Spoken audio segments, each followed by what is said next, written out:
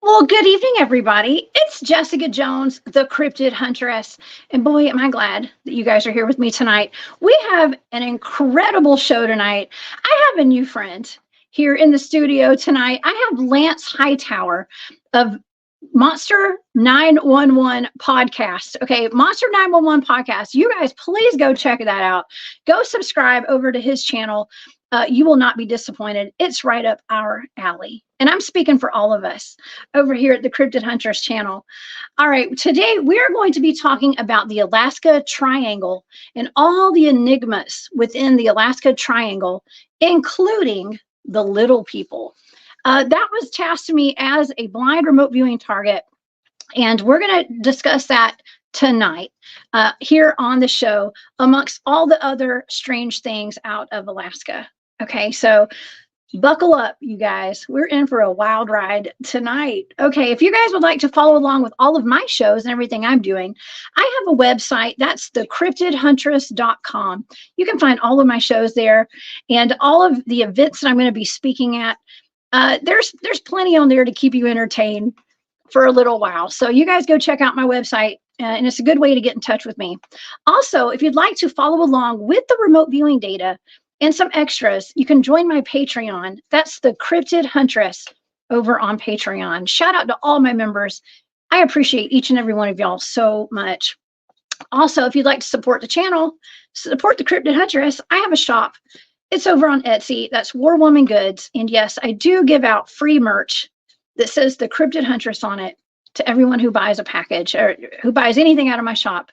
You get some free merch. Okay, so go check that out if you feel like it. Also, the last line item of business here, I just started a Saturday night show. We're going to be going live Saturday nights from here on out, 10 p.m. Eastern on this channel, the Cryptid Huntress. This weekend, I have Ryan Tremblay coming on. We're going to be talking about the Wendigo and some other cryptids. There's one that I can't pronounce. Okay, sorry. But we're going to be skinwalkers and dogman and Wendigo. It's going to be a fantastic, I was going to say freaking fantastic time. It's going to be a freaking fantastic time. So please come and join me this Saturday night here. And of course, I'll be at Spaced Out Radio Sunday night. Okay. All right. Well, let's get to our show because we have so much to talk about in so little time. Okay. All right. Well, let me give an overview to the audience as to what we're going to be talking about tonight. The Alaska Triangle is also known as it's almost like the Alaska Bermuda Triangle. It's a place of untouched wilderness in the frontier state where mystery lingers and people go missing at very high rates. The area connects the state's largest city of Anchorage in the south to Juneau in the southeast panhandle to Barrow, a small town on the state's north coast. Around 2,500 people go missing in Alaska each year. Many of them are going missing within the Alaska Triangle. There have been over 20,000 people that have gone missing there. At least, I think it's since the 1980s, y'all. I mean, it's a lot of people. Theories of where the missing people have gone include energy vortexes, extraterrestrials, wild animals, bad weather, geography, and cryptids such as the Kushtaka and the Ircenrraat People. Now, I'm hoping I'm pronouncing this right.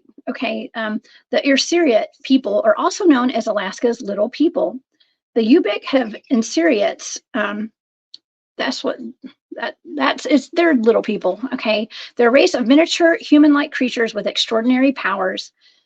Stories suggest they live in different dimensions than ours, but can move in and out of our world easily.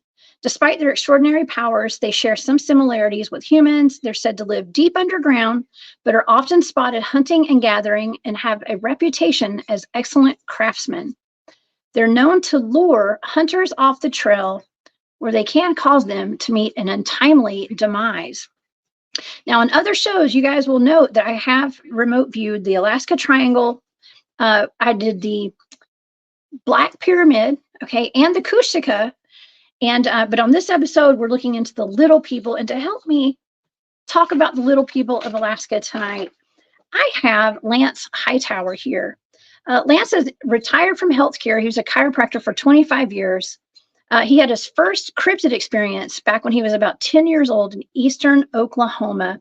And he and his brothers have had a lot of oddities happen. I believe he goes out and does field research with his brothers as well. He has an amazing podcast. It's called Monster 911, where they help people with their paranormal encounters. It's been around for almost 5 or 6 years, probably longer than that, 5 or 6 years. They're formerly known as the Cryptid Brother Investigations of Oklahoma. And please go to Monster 911 and subscribe. Please help me welcome to the show, Lance Hightower. Hey, Lance. Hi. How are you? Hey, thank you for. I am so excellent. Thank you so much for being here tonight. This is going to be an interesting show. Yeah. It's I always enjoy talking about cryptids, creatures, and just especially Alaska. I have to be honest, I didn't know a lot until we did the show back in 2019. The film company flew me up there, and I was able to talk with a lot of the people, but it was just overwhelming the amount of paranormal um, events going on over there. Whoa. I mean, I hear about so much craziness going on up there. And I do have a friend, our buddy Fred in Alaska has a fantastic channel. It's called Subarctic Alaska Sasquatch, where he tells the story of a lot of the locals up there with their hairy man encounters and much more. He's actually come on my show several times to talk about the little people up there. And Yes. and they're very real. It's Yeah, not just a mythological creature to the people who live up there. right. That's one of many, but the little people was something that was new to me until, when I went up there. I had an opportunity. I was given a lot of research on it to talk about it for the show, but then I was able to talk to some of the natives that live in the eastern part of the Clinkets. And there was one, I actually talked to one in the airport about the little people, and then another one when we were out shooting. And basically, this gentleman, I'll just go into quickly, he was on his snowmobile, and he's a local, and something happened with a snowmobile. Everybody's got a snowmobile. It was in winter, and he was found the following day. Thank goodness he didn't, perish of hypothermia or anything. But he came back and had very little clothes on, and he came back with a story that he was lured into the woods deeper. He was miles away from his snowmobile, and that the little people had lured him in the woods. He didn't know where the rest of his clothes were at. He was found by another snowmobile person out running their trap line, and he was very descriptive on what they look like, that they had a song, and they would stop and wave him this way, this way. And I asked, I said, like, how big are you talking about? And he said somewhere about gnome size. We're talking maybe about 24 inches high, something like that. And he spoke about them as common as you and I talking about our household pets. He was frightened, and he just said he knew that a lot of people don't live if they're ever lured into the woods with these little people. But that's really the premise of what you just said in the intro, is these little people tend to lure, and a lot of the locals are aware of this too, so they're very, very mindful. A lot of people won't go out at dark, and they always have backups, and they talk about the little people as real as, again, as real as we know Sasquatch is, or anything. And they're just very, very attentive of their existence, and they're just very mindful of it. Oh my gosh. Okay. I have so many things racing through my head right now. So let's focus on the little people and we'll talk about the data from this target. And then let's talk about the other stuff that's going on in Alaska too. Because with these targets that I'm tasked with, I'm given a set of of numbers, coordinates, and I get information, I pull information kind of out of the matrix using my psychic abilities, okay, in a scientific manner, writing all my the sensory data down on charts and stuff. And sometimes, people who task me these targets, they want to see if these things are real. Okay. Mhm. And I think that was the case in this target that I was given. They wanted to see if this was a real creature or a being or whatever they were. And I got to tell you, I do believe that these things really do exist according to Uh, this data. yeah, I mean, I admit when I went into this, there was these names of creatures that I'm like, what the heck are these? I being from Oklahoma, we have enough things going on here, but Alaska, it's sort of the same but different names. The natives have different names for them, like the Kushtaka or Kushtaka, and which translates into otter man.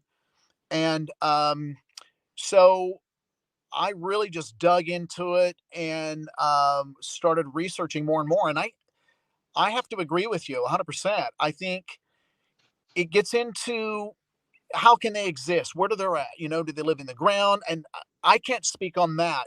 I'm still learning, but I can say this: I feel, and anyone doing remote viewing or understanding remote viewing, as you and others, there's other realms that we cannot see with the naked eye. Some people can. I've got a niece that can. I didn't believe her at first, but I quickly started learning she can real fast. Um, it's kind of spooky, but I think that these creatures can exist in another realm we can't see, and they will make themselves visible when they want to. Yeah, they're kind of coming in and out of this density, out of this three-dimensional realm that we live in, into this reality. And and people ask me quite often because I'm out in the woods doing Bigfoot field research, and we stumble across other stuff out there. Yeah, And so it's not just Bigfoot out there ever. So a lot of times when we have Bigfoot activity, we're having ET activity out there. We're having UFOs, and we're talking about. I've mentioned this on the show before about maybe they're not, whatever we're dealing with is not totally in this dimension. And no, we have some incidents with what I talk about Spearfinger, the Cherokee witch, quite a bit. And my team has potentially had an encounter with her, and it wasn't really in the all the way in the 3D here. So yeah. Well, and we come through by accident one time, going out and doing some research on a piece of property not too far from here, probably as a crow flies, I don't know, 4 miles. And we went for another reason, and the majority of the data that we collected, primarily 90% of it, was apparitional. We, I had an EMF reader that was blowing up all night long, and come to find out, we were in a um, kind of an undisclosed native burial ground, and the landowner knew it, did not tell us, and he wasn't sure if it was for real or not. But we came back with hours and hours of audio, very clear, um, um, EMFs, EVPs, you name it. We caught on video evil, and again, it's in this fourth type of dimension.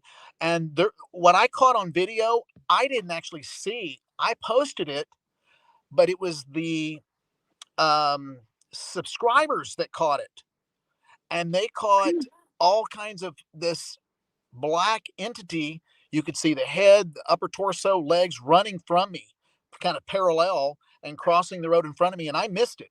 And it was the subscribers that caught it. I went back and I'm like, oh my gosh.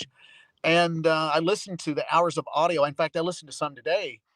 There's some I haven't even heard because we have so many hours over 2 days. But you never know what you're going to run into.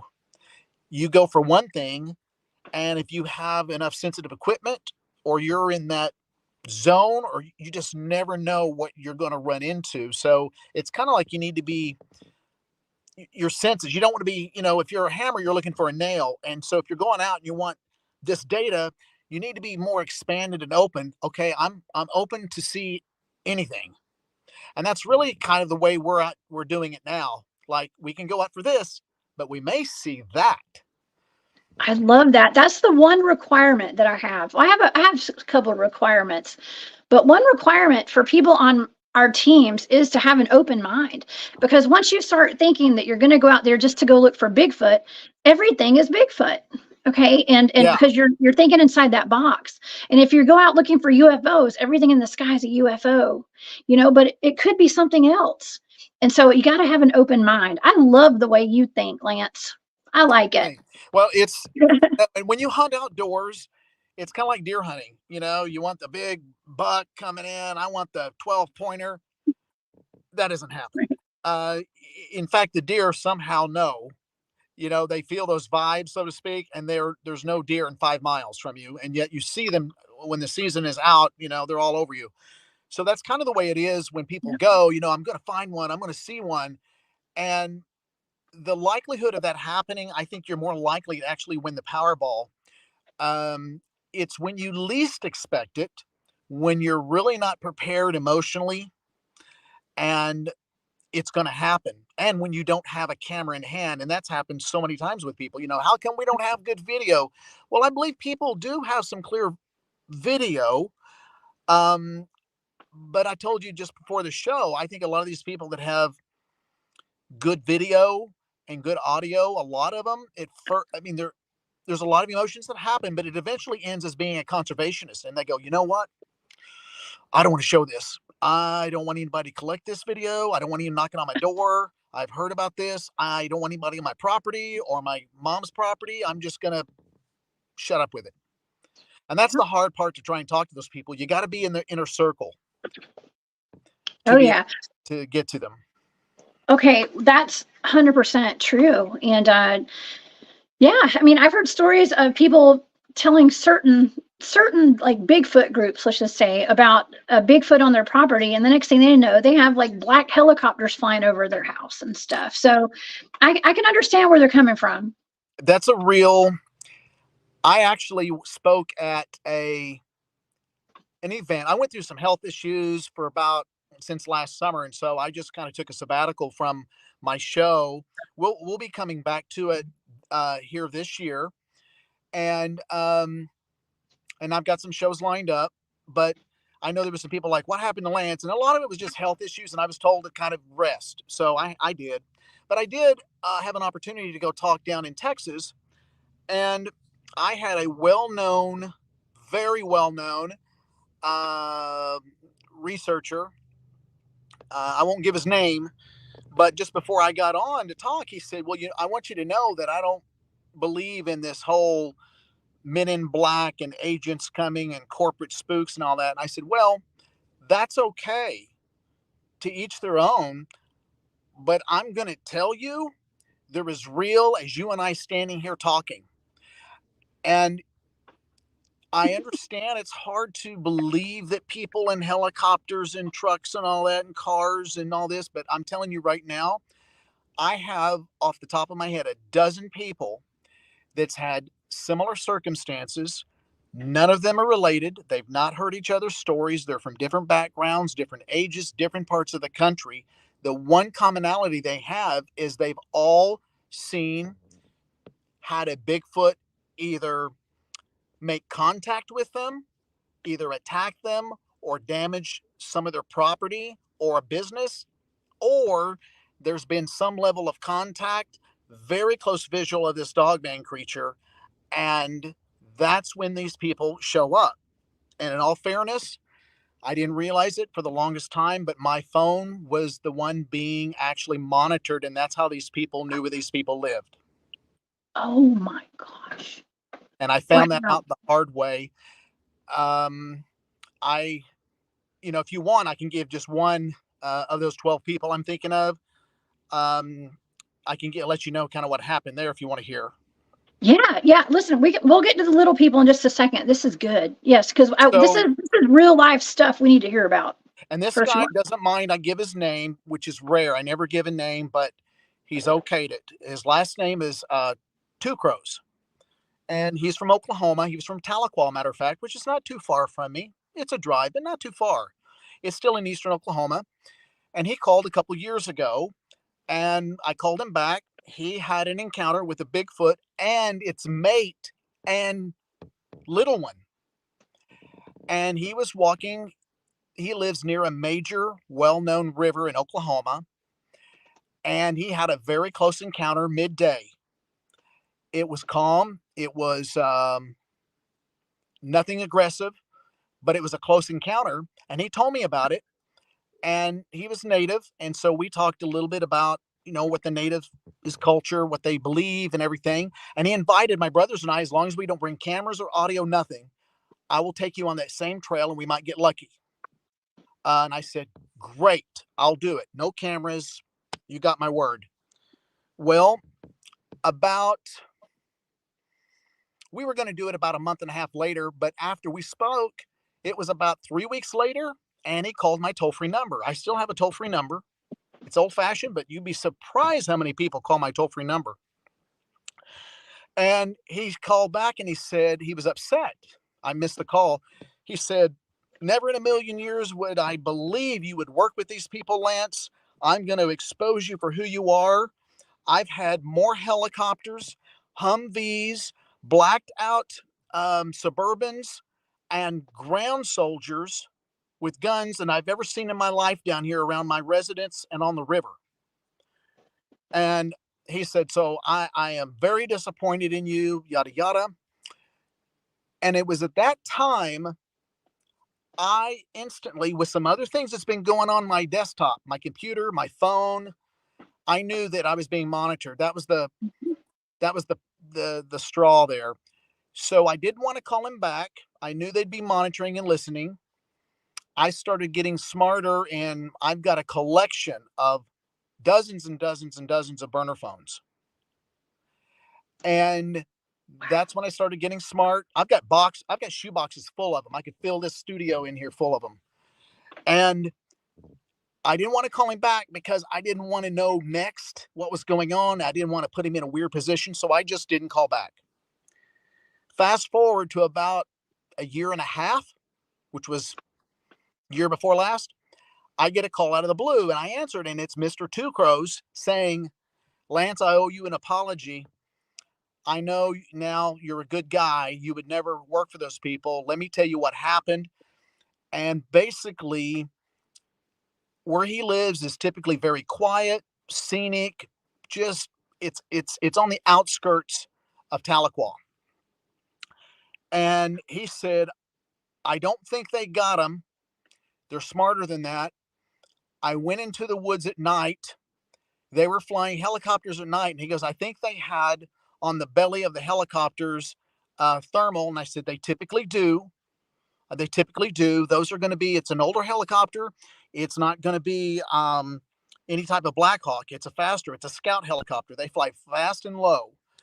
And I said, there's usually open doors on them. He goes, yeah, how'd you know that? And I said, I know what they're flying. And he said, I went into the woods and just started yelling, you got to get out of here. You got to get out of here. And he goes, I think I know they can understand. He said, I ended up eventually leaving. We sold our place and I live somewhere else now. And I'm not going to tell you where. And I said, that's fine. He said, but I don't think they got him because I found evidence where they came back. And so he said, I'm just sorry that I thought you worked for them. And I said, no. He says, why didn't you call me back? I said, well, I was concerned that they were still listening. And had I talked to you, I didn't want what you told me to be used against you or anything on where you saw them next or what they were doing or whatever. And so I let that play out. But that was just one of, like, I'm going to say a couple dozen, but I can think of at least 12 off the top of my head that very, not exact circumstance, but very, very similar happened. And it's gone as bad as one of my friend. He's a friend now. He had monies extracted out of his bank account, savings account. It was closed. He lost his job. He lost his truck. He lost his marriage. And his cousin that used to be like a brother, it split them up.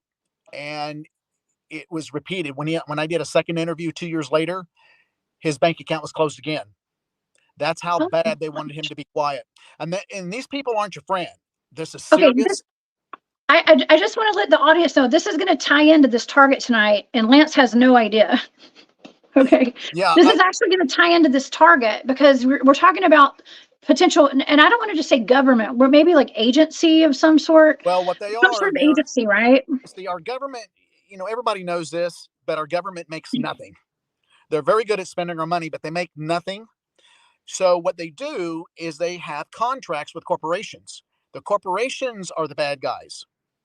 They pay the money to the corporate, and corporations have former military, retired, or currently active, but they migrate them into these special operation units regarding whether it's certain types of cryptid creatures or whatever. And they're regional. So they live, you would never know it. I'll put it that way. They live in areas like we do, but they're regionally based in each state. That's how they can be on the scene really, really fast. Their helicopters don't come out of major airports like Tulsa International.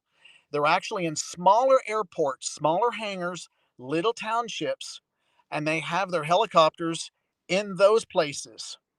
And they use helicopters because they can be stationary in the sky. They don't want a Cessna or a Cub Piper. They want something that can isolate and hover, and it already has all the military equipment already on it. So they use, in my opinion, they use smaller, very inconspicuous little town airports that they can pay the manager or the owner quite a bit of money to keep quiet. And they have to This sign is an for NDA. entertainment purpose. I don't mean to interrupt. This is for entertainment purposes only tonight. Yeah. Seriously. Okay, can I ask you a question? Do you think that they are just monitoring the cryptids out there, or are they exterminating the cryptids? Both. I think Mhm. both. Now, it, that leads into I don't get to talk about this often because the last time I talked about this, there were some weird things happen on the feed. Is it coincidence? It could be. But I'll just say that I think, in my opinion, I think that they do monitor. I don't think they have a handle on them as much as what we think. We give them too much credit that they're really on the ball and that they are all knowing when they're really not. The only thing that separates us and them is that they have a lot more expensive toys. They can operate outside of the law. They don't have to follow the Constitution. They can do things. They'll never go before any Senate hearing, go before a court, and they can do things to our bank accounts, and we never know who it is. And they know that if they want to shut us up, they can stop the money flow to pay our bills. And Mhm. that's what's going to be important to us is paying our bills, and we're going to shut up on the cryptid stuff. I mean, that's just logical. Then you lose your job, and then now you're really, I mean, it just kind of flows real fast. So I think that they do know roughly. They monitor YouTube, they monitor TikTok, they'll monitor phones. They've got phones that are already monitored right now, and people don't know it. They monitor probably police scanners. I know they do. Ambulance scanners, police scanners. And here's the other thing, they do have people in various stages of law enforcement: sheriff, game wardens, highway patrol. Not everybody in those divisions know about this, but there is few select people that have this backdoor portal of a number. All they have to do is dial the number. Hey, I've heard. sheriff, Sheriff Barnes, Osage County. Click, and all they have to do is say something in code. We got a brown cow down. Osage County Sheriff Barnes. Boom. So that happens. And that's why I tell people this is my personal, people can disagree, and that's okay. That's why I say be careful who you talk to. Be careful, be careful, be careful. Yes. Hey, listen, I've been knowing about this for a long time, and people have no idea how dangerous it is to be a cryptid field researcher, and to top it off, to be a remote viewer as well. Okay, so I have actually, Lance, I have gotten a proverbial knock at my door already. Okay, and I didn't talk about it for a while, and I still don't talk about all the details here. Okay, Yeah, and but it's it's dangerous. It scary. can be It is. very And a lot of people, the ultimate question comes down to this, Lance, why do they care? Why would they go through all that trouble right. to take your money or to make you lose your job? And see, they don't care if they ruin your life. They'll go home and sleep like a baby. The thing of it is that you have to think, why do they do this? Those creatures have to be real, because if it was just a normal indigenous, like a mountain lion or some animal, well, call the game department, hey, cage it up, move it around, boom. But it's not. It is a highly intelligent being that they see either as and this is me talking, either as some level of a bioweapon that they can use for Mhm. whatever purposes. They see that it either if substantiates the Christian doctrine. In other words, Nephilim, things like that, beast, revelation. It substantiates that. And I think that they do know how they travel to a certain degree, but I don't think they have a handle on each and every one of them. And that's why that they monitor the airwaves, social media, everything. Yeah. Okay. Wow. Okay. So you and I have not talked about any of this data before we went live on air. And I have to tell you about this cryptid in Alaska. A lot of this data in here has to deal with monitoring and government cover up. It's actually in the data, and and by monitoring, I mean I believe that they are known of, and they are monitored. They are watched. I was getting data about gatekeepers, and I don't know. I didn't know whether to analyze that data as like these cryptids, the little people in Alaska, are the gatekeepers, or there's someone who's gatekeeping the information about these things. Okay, but this is a big deal because this happens with all of the cryptids. Now, I mean, we can also go into conversations all about, the alleged cryptid breeding program that I keep hearing about. Okay, I mean, if that's a real thing, which I believe it could be, uh, that would Well, mean that. it's the same. If you look at what's exploded over the last couple of years, it's been before the Senate panel committees and everything, like with Dr. Greer, UFOs, UAPs, right? So take whatever's going on with the UFO issue and just move it over here with the creatures and cryptids. It's the same. In fact, I feel that, when you get into corporate government things, when government and corporate get together, you got a mess. But a lot of money spent, but you get what's called this compartmentalization. You don't know who's running the show, and it's so compartmentalized. My suspicion, what Lance thinks, and I've thought about this for hours, is that I think that they will have these teams of people that specialize in keeping control and keeping down the presence and actually collecting and understanding of the little people, the Mhm. Kushtaka, in that region of Alaska. Then they've got other teams that worry and monitor and engage and collect and kill the Sasquatch or Bigfoot in this part of the United States, in Midwest part of the United States, this dogman creature, and different types of other types of cryptids. And so it's very much what's happening in the UFO arena, except we don't hear it in this cryptid arena at a government level like we do. And I think the reason why is that Dr. Greer's done such a good job at bringing everything out. He has a lot of data, paper records to substantiate what he's talking about. Come And on. I've yeah, got data. People make fun of me because I'm always like, let's look at the data. Because I mean, that's what it with my remote requires. viewing, I have data. Okay. And that's So, what you really need to really substantiate. It's not a matter of that I'm trying to prove they exist. I know they do.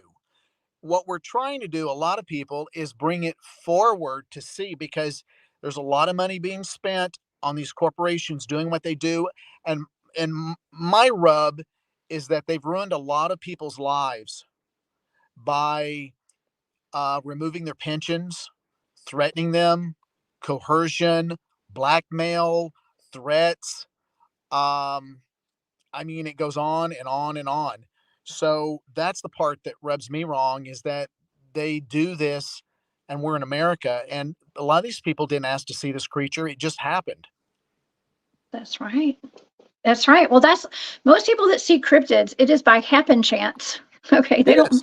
they don't go out looking for them. I mean, I go out looking for them. I chase them down, and they chase me down, and I choose to do that. But most people don't, and it's life altering. It can be very traumatizing for people, even with these little people out here in Alaska. Before we go further, I want to thank everybody for the super chats and the super stickers that you guys have been putting out in Bigfoot, Michigan. Rob, thank you so much for gifting the memberships to my channel. You guys, y'all, everybody can become a member if you'd like of the channel. Thank you, Rob. And thank you, Addicted to Knowledge 39 and Amy. I appreciate y'all so much. Now we do have, okay, as you're talking about all of this, I'm looking down at my data, and I actually wrote down, okay, some of the information that I was pulling from the matrix out of blind numbers, okay, coordinates that were just a set of numbers. I wrote down government watch list, that's on here, monitor watchers, gatekeeper, cover up, and then I actually wrote, well, I wrote down cannibals and lost tribe as well, is what I wrote down, cannibals and lost tribe. I don't know if these things are cannibals or not. I've not heard that. But Well, this is that in was part. Bermuda. Yeah, that was a little bit of the story that the not the guy at the airport that I talked to, but when we were in Juneau, we were in Juneau, and I had an opportunity. I talked to a guy, and he talked about. I asked him. I said, "Well, what's their purpose besides getting you lost? The little people, that is." He said, "Well," he said, "I think they lure you to the point when you fall down, either because of hypothermia, they consume you." Ooh, I That's wouldn't doubt that's what it. he. That was the ultimate fear of the little people, is that they'll lure you in, and then they'll surround you and kind of cannibalize you. And and when you get into other creatures like the skinwalker or wendigo, you they it's kind of the same premise. You get lost. It lures you with song, or whispers of your name, or things such as this. But then when you go into the woods, then you metamorphize. You go this metamorphosis in which you become the wendigo and they become back to the original state. And that was kind of the premise that they have with that creature. Wow, it's almost like a shapeshifter kind of deal Yeah, going on. yeah, Yeah. that's exactly what they were discussing. But I think back to the Kushtaka, or Kushtaka, depending on who you talk to on the enunciation, is that the natives would always explain things with what surrounded them that they knew and they saw. They saw wildlife all the time: otter, beaver, raccoon, deer, elk. So I saw a picture today of literally an otter head on a Bigfoot body. And I'm not saying it doesn't exist. Hey, I'm anything is possible. But I really think that the description of Kushtaka, Otter Man, is that the Bigfoot had black eyes and brown hair like the otter, and so that's just what they called it. The closest names that they knew of in everyday life.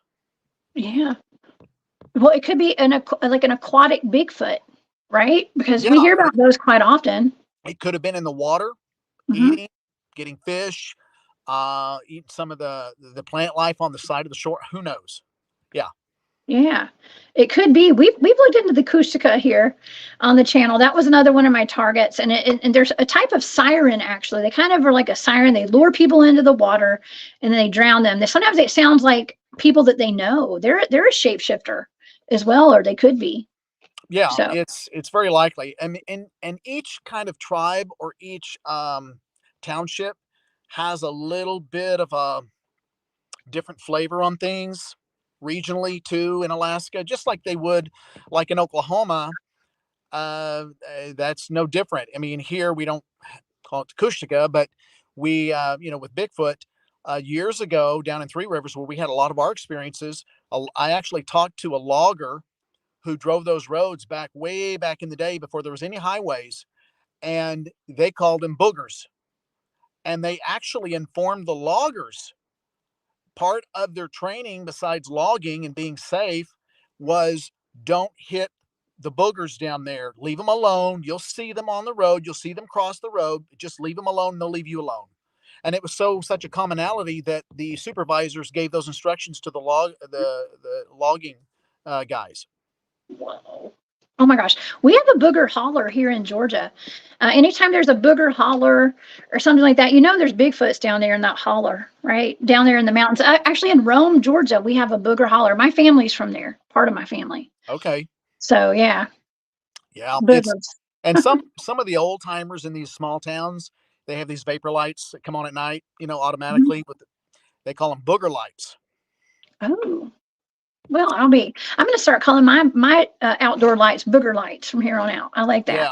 Yeah. Yeah. It's really interesting when you start talking to an older generation about what they saw. And I mean, I've heard, I don't know, I've done, I don't know how many interviews now, but maybe 1,500. And I probably still have about 2,000 phone calls, people calling the toll-free number. And a lot of the people, I would say the majority of them are older than 55. Mm-hmm.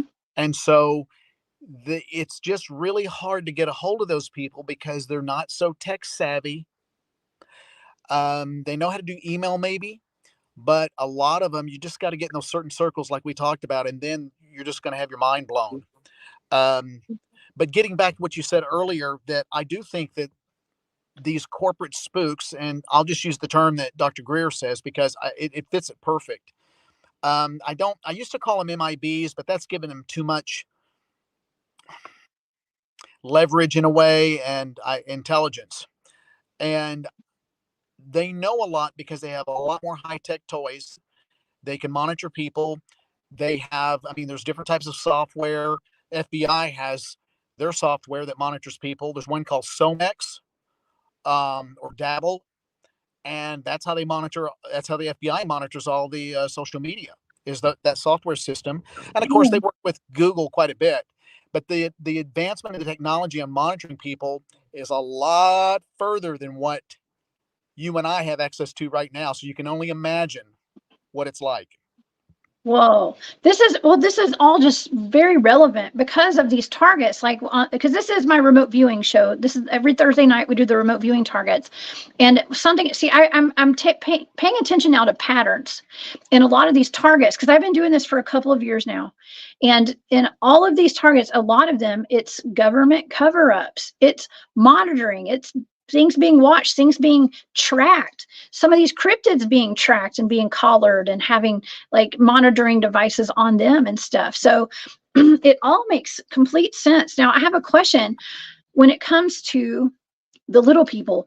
Do you think these little people in Alaska could be responsible? Because I did get in my data here. I didn't go over all the data, by the way, but I probably should do that real quick. So for some of the sensory data, I'm going to go through this for the audience real quick.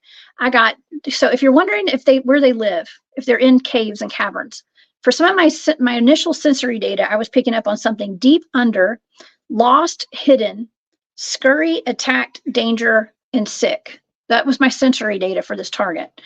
And some of the first things I wrote down for my analytic overlay were underground, lost tribe, cannibal. I wrote down Hannibal Lecter. Okay, but I was picking up on a scout. So here's and danger and stay away. I kept hearing stay away, sickness, fully aware.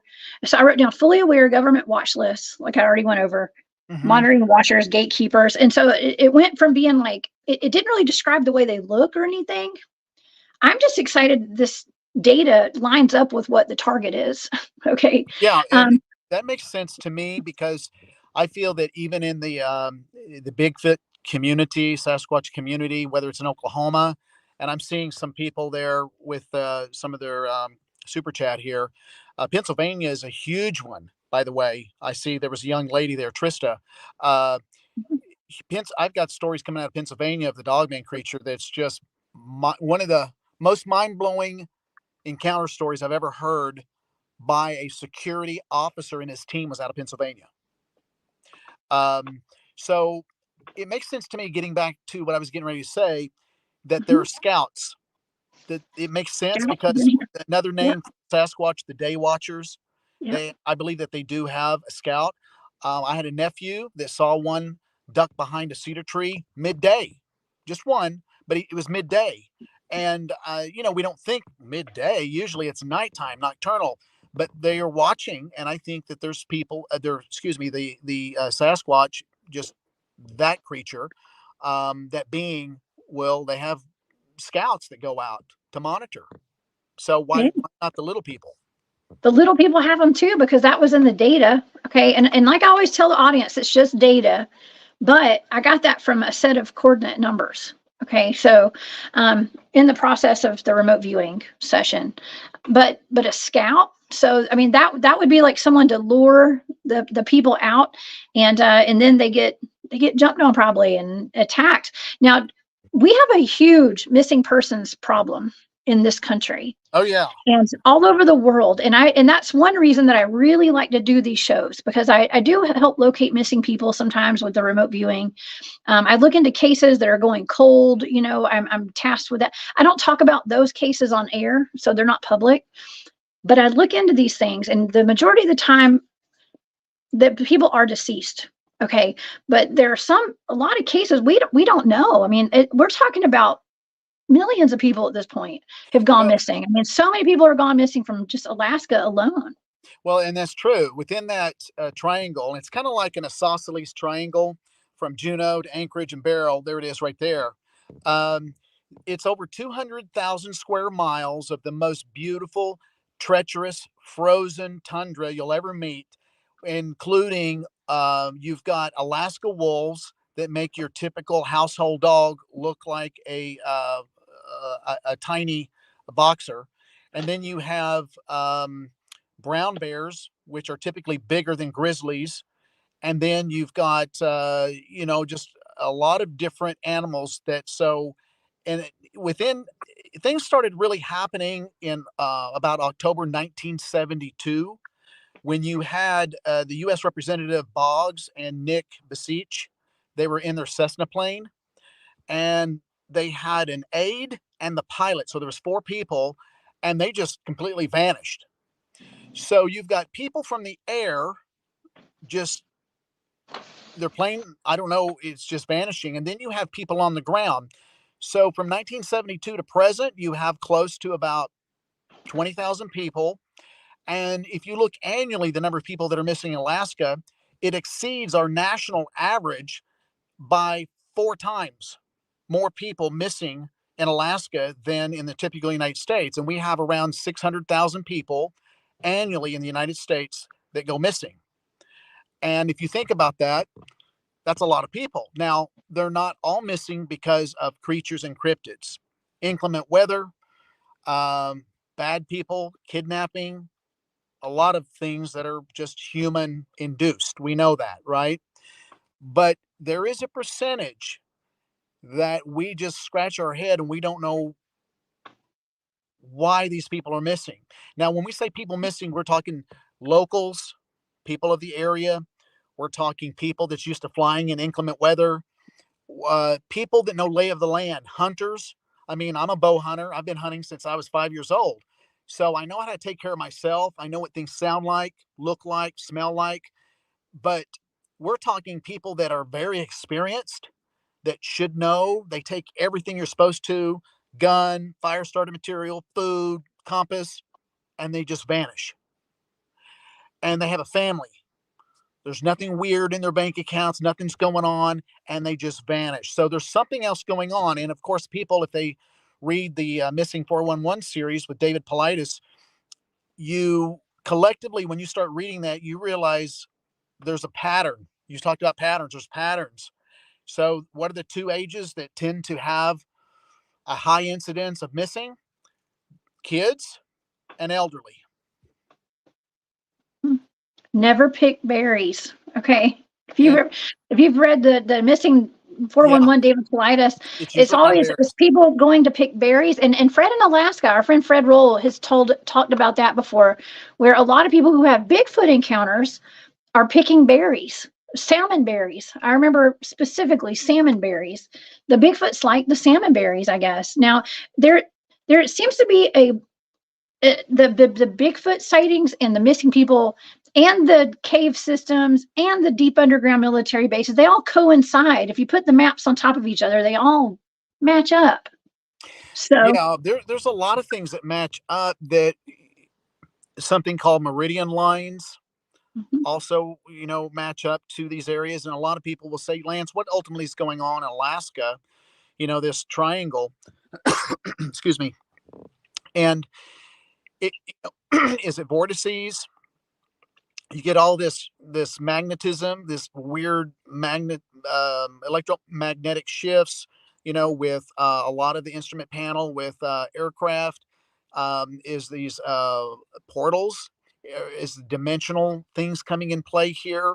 I remember, I'm gonna be honest. When I heard about portals, I would go, what, But after doing a lot more reading, looking more into, which we can get to later if you want. I had a lot of talk with a demonologist, and he is a police officer, and he's a ordained minister, and he was on one of my shows, and we talked about things like that because if you start going out in the woods, you got to know what you're looking at and how to back out. So we started talking about different things and started talking about this fourth realm, this dimension, which led into the portals and things like that. So it kind of really expanded and opened my mind up quite a bit. oh, Lance, I got to. Okay, so you and I just met. Okay, we just met.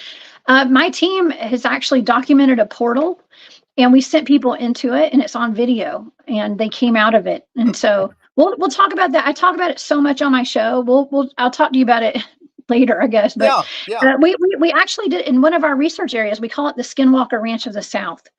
And so we have that what we believe to be a portal. The environment actually changed when the guys walked into it. And then they knew they're both trained. They're trained in remote viewing, but they're also former military and search and rescue guys, survivalists. They knew when the energy shifted that they needed to back out. So they backed out, like you just said about learning to back out. And I think that's the only reason that they came out of that thing alive. Because as soon as their heat signatures reappeared, it shrunk down and then it floated away, or it disappeared. yeah. You'll have also, as you'll have an absence of time Oh yeah. because Oh these yeah. portals, and this is the one thing that really kind of is associated to in coordination with when you start talking UFOs and things, this loss of time, because our sense of time is linear and space and time actually are one and the same. Everything's happening all at once. And so an absence of time is probably one thing too that seems to be when people go through these portals. So getting back to what we were just talking about, all these missing people, I think it's a number of just inclement weather.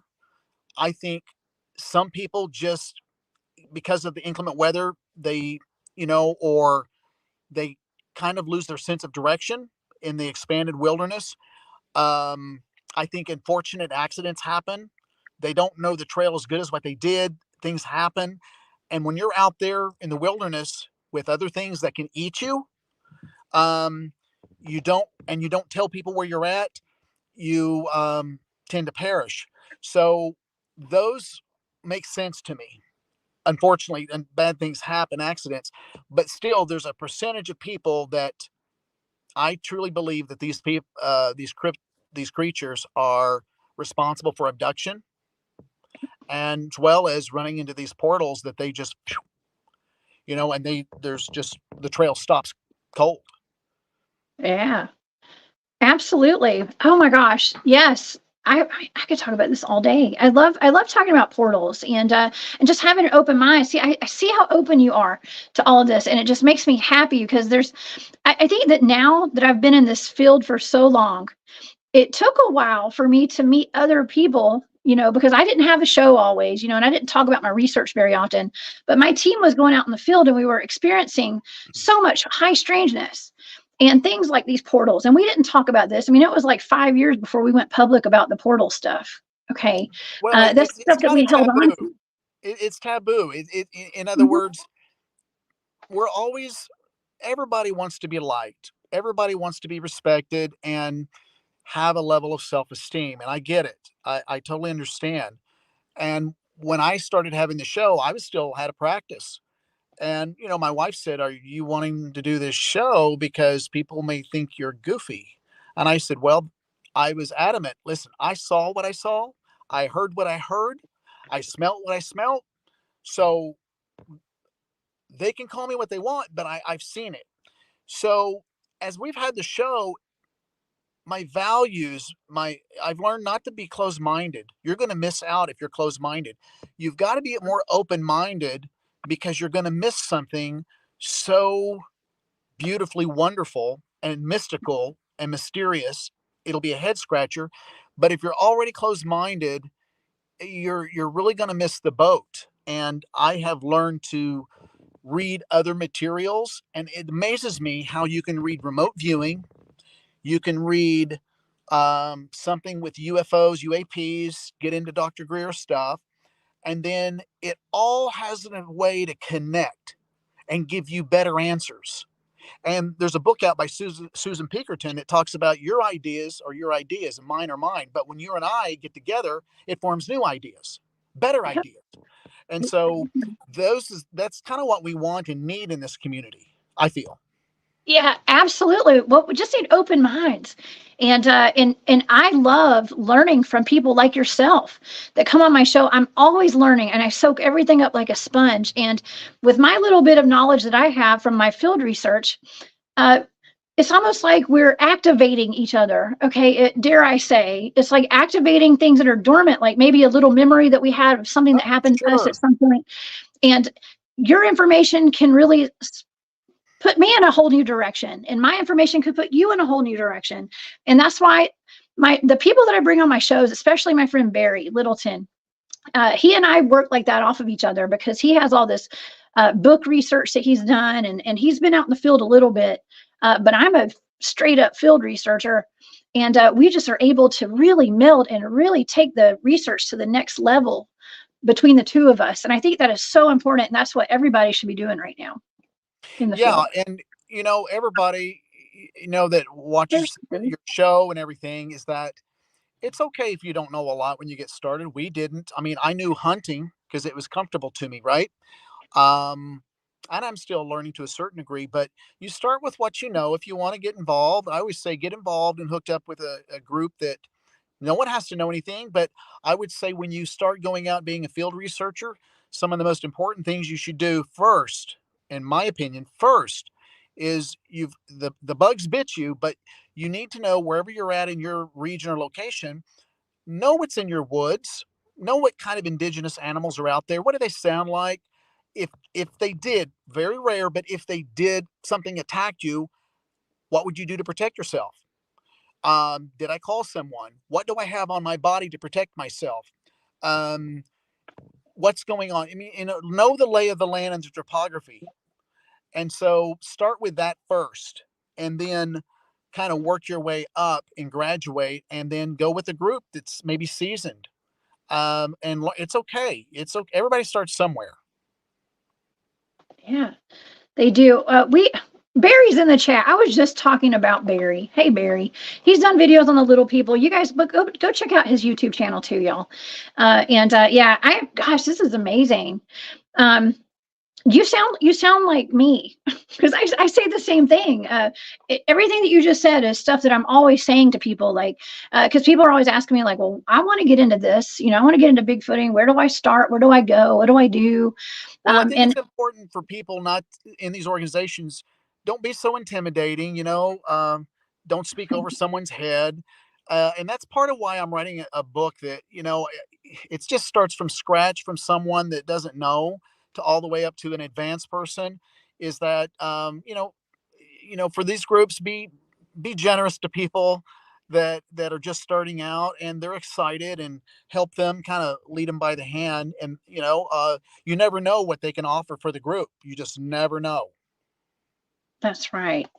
Yeah, you never know. Don't ever turn your nose up, okay? And just be open, just like we're open minded about the research. Yeah, I mean, because everybody's on like a different level, and some people are just waking up and realizing that Bigfoot is real.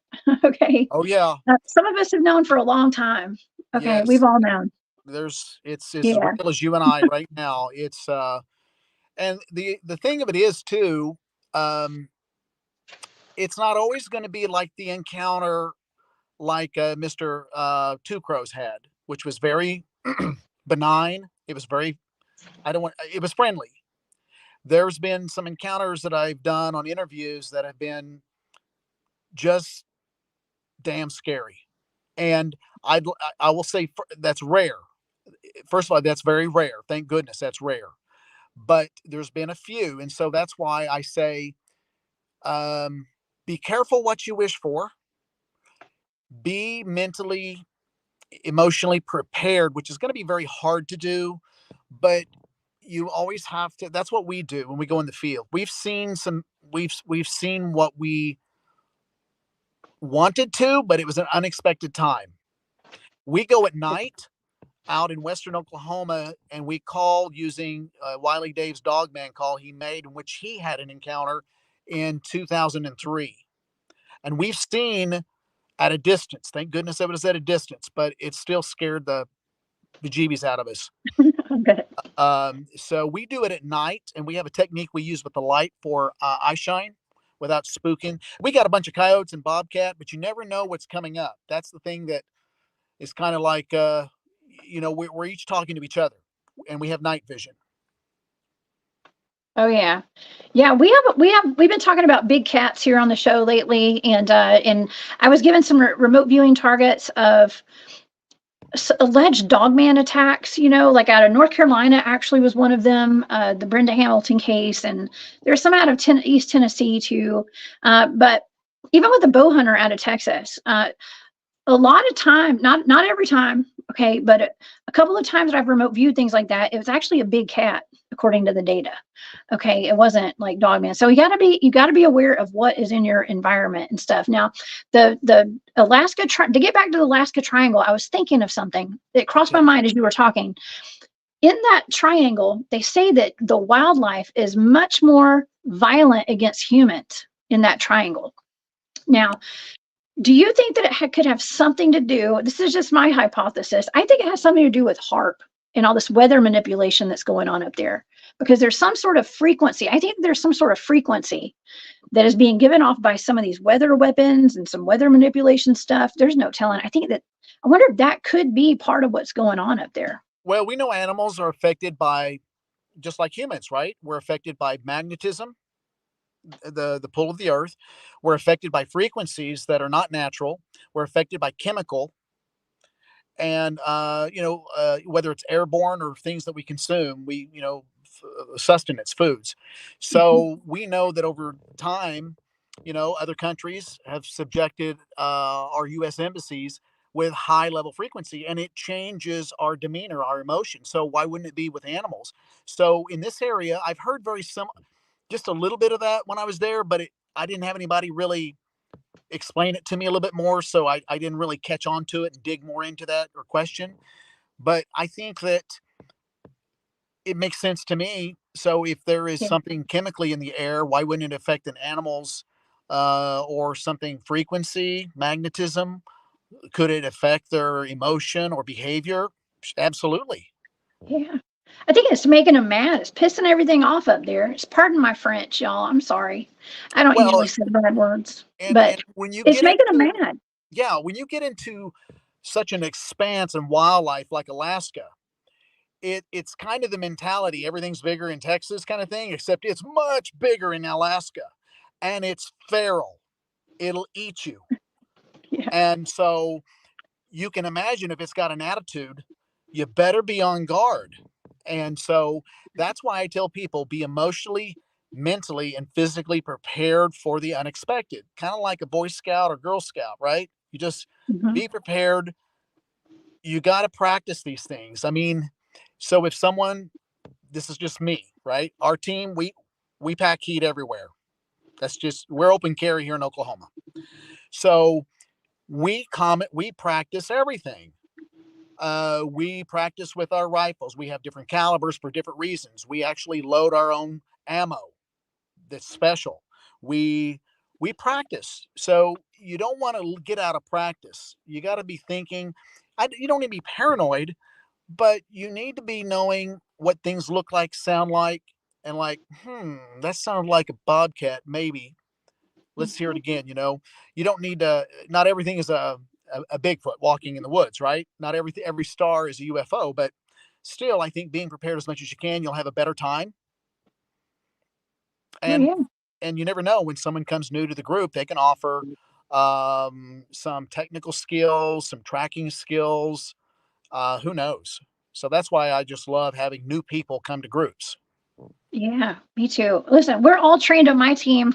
Well, I'm not going to say everybody, but a lot of us do carry firearms, because of the things like the big cats and the feral people and the Yeah, serial I mean, killers, the number one things like that. the number one thing you have to be concerned about is a human being still.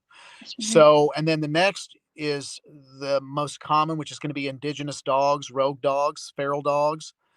I'm not so much worried about feral pigs. They look nasty, they look prehistoric, but actually there's ways that you can circumvent around them. They don't bother us. They're pretty easy to take out, but most of the time they want to run away from you. But it's usually feral dogs.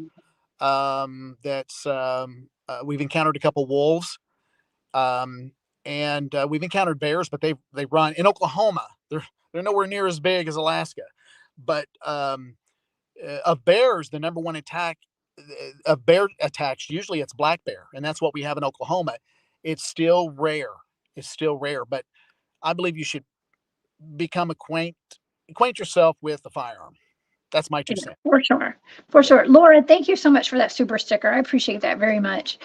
Yeah, we got to always take precaution. Now, okay, when you were in Alaska, did anyone ever bring up the Black Pyramid or the Dark Pyramid? It's Yes. They okay. Yeah. What do you know about that? Well, the film company that was I didn't get to do that section in the film of the Black Pyramid in the mountain, but someone else had that information that was filmed in the show, and they did talk about that in one of the episodes. I can't remember which one it is, but they talked about the Black Pyramid and that it was in a mountain, and that within that mountain, it was massive, and this pyramid was almost like a glass-like structure. It was almost like it was extreme. Obsidian? It was Was like it a obsidian. It was like obsidian. Okay, And wait, I don't mean to interrupt you, but I've got to tell you this. So that was a remote viewing target that I got, and another remote viewer did that as well. And we both picked up on obsidian on the outside of whatever it was we were remote viewing. It was a shiny black stone kind of thing. Yeah, obsidian is formed with extreme high heat that forms a glass in volcanic rock. So, and a lot of Native American arrow points, prehistoric, were made out of obsidian.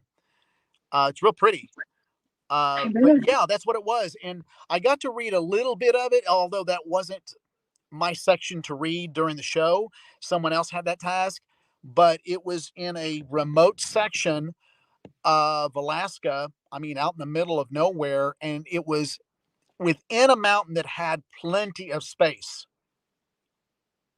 and that it okay. had some type of energy ability to it that it was had an infinite amount of energy. So if anything was to ideally, they thought, hover over this mountain and be stationary, you could recharge a system, a craft.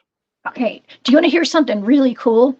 Yeah. When we were remote viewing this, so my friend Tanya was remote viewing it in Idaho, and I'm down here in Georgia, and we both had separate targets. Well, we got some similar data to this pyramid. I mean, I was picking up that it was like millions of years old or something. It was like super, super old, ancient. Now, she was picking up that it not only was, and we both picked up that it was a power source, a power generator. And so she was actually picking up that it was not only the pyramid going up, but there's a pyramid the same size going down into the ground and powering something underground, like a huge area. I don't know, maybe the whole entire inner earth for all I know. It was a lot. So It wouldn't surprise me. I mean, again, so many things relate. If you follow a lot of what Dr. Greer talks about in a lot of his documentation from people that are the whistleblowers, so to speak, they talk about these 0 point energy sources that are not nuclear, that can provide an infinite amount of energy for almost an infinite amount of years. And so it wouldn't surprise me if this was an extremely high tech, I mean, way beyond what we could even do, high tech energy source that can recharge other high tech crafts or whatever, an infinite number. And going down into the earth, that wouldn't surprise me either. It wouldn't surprise me at all.